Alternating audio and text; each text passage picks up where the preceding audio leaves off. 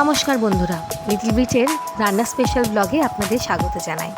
মরশুমের প্রথম ইলিশ নিয়ে এসেছিলাম বাড়িতে। আনার পরেই ভাবছিলাম কি রান্না করি। তো বাড়ির সকলের ইচ্ছা আর আমার ইচ্ছাতেও বানিয়ে ফেলেছিলাম সর্ষে পোস্ত দিয়ে ইলিশ মাছ। আপনাদের বাড়িতেও নিশ্চয়ই এই রান্নাটা হয়, খুব কমন। আগে আমি সর্ষে বাটতাম মিক্সিতে, তবে যবে থেকে শিলে বাটা শিখেছি তবে থেকে সর্ষে পোস্ত দিয়ে ইলিশ যখনই বানাই তখন শিলেই আমি সর্ষে বাটি।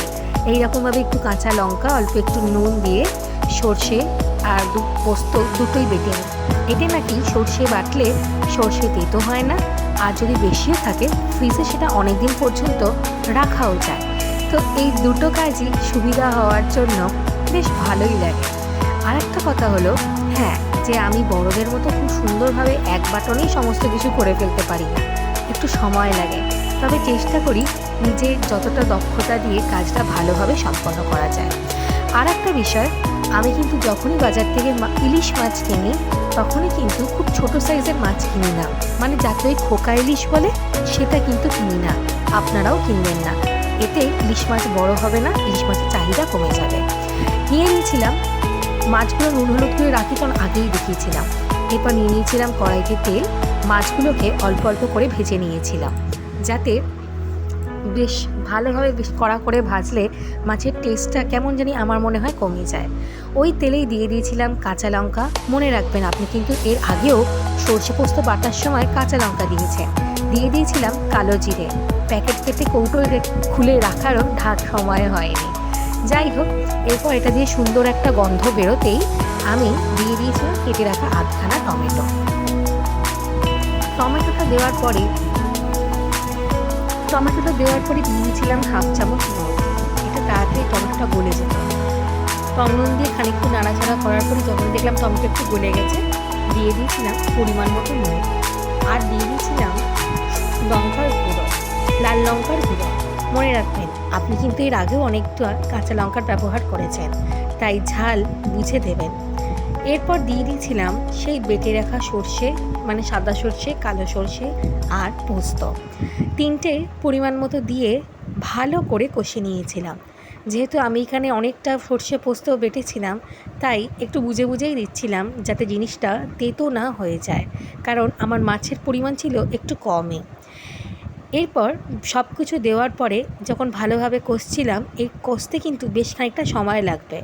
গ্যাসের ফ্লেমটা কম করে দেবেন, কম করে দিয়ে আন্দাজ বুঝে বুঝে সর্ষে এবং পোস্তর ব্যবহার করবেন, যাতে ওটা তেতো না হয়ে যায়। আমি একটু গ্রেভিটা বেশি বানাতে চেয়েছিলাম। মাছ অল্প হলেও আমার এই মাছের গ্রেভিটা খেতে খুব ভালো লাগে। সেই জন্য ভেবেইছিলাম যখন অনেক দিন বাদে আবার ইলিশ এসছে তখন একটু বেশি করেই গ্রেভি করব, যাতে আমি একটু ভালো করে এর স্বাদ নিতে পারি। দেখুন টেক্সচারটা কিন্তু খুব সুন্দর এসছে। এই রকম টেক্সচার বাড়ির সবাই দেখেও বলেছিল যে না, সত্যি রান্নাটা ভালো হয়েছে। আর এই সময় এত গন্ধ বেরোচ্ছিল, সবাই এসে জিজ্ঞেস করছিল যে কি রান্না হচ্ছে আজকে। এরপর দিয়ে দিয়েছিলাম 1 চামচ মতো রাখা টক দই।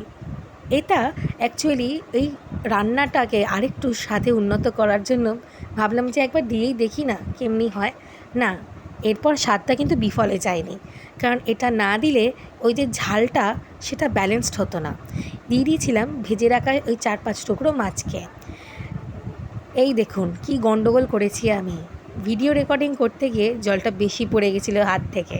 কি করি আর, এই একটু বেশি জলেই দিয়ে দিয়েছিলাম মাছগুলো। তবে যে ভিডিওটা আমি করতে ভুলে গেছি সেটা হলো, মাছগুলো একটুখানি ফোটাবার পরই আমি তুলে নিয়েছিলাম খুন্তি দিয়ে, কারণ ইলিশ মাছ তো বরফে থাকে, বেশি ফুটালে সেটা আবার ভেঙে যাবে। তাই যদি কখনও তোমাদের কারোর হাত থেকে এরকম বেশি জল পড়ে যায় তখন কিন্তু তোমরাও মাছটা তুলে রেখো, নইলে কিন্তু ইলিশ মাছ ভেঙে যাবে। যাই হোক, মাছটা মিনিট 3-4 ফোটাবার পরই, মানে যতক্ষণ আর জলটা আর একটু মরে এসছে ততক্ষণ ফুটে দেওয়ার পরই আবার মাছগুলোকে দিয়ে আমি গ্যাসটা অফ করে দিয়েছিলাম। ব্যাস, রান্না কমপ্লিট। এই সহজ সরল রান্নাটা তোমরা যে কেউ বাড়িতে করে ফেলতে পারো। শিলের বটলে অবশ্যই মিক্সি ব্যবহার করতে পারো। ভালো লাগলে প্লিজ লাইক, কমেন্ট আর সাবস্ক্রাইব করো। Thank you.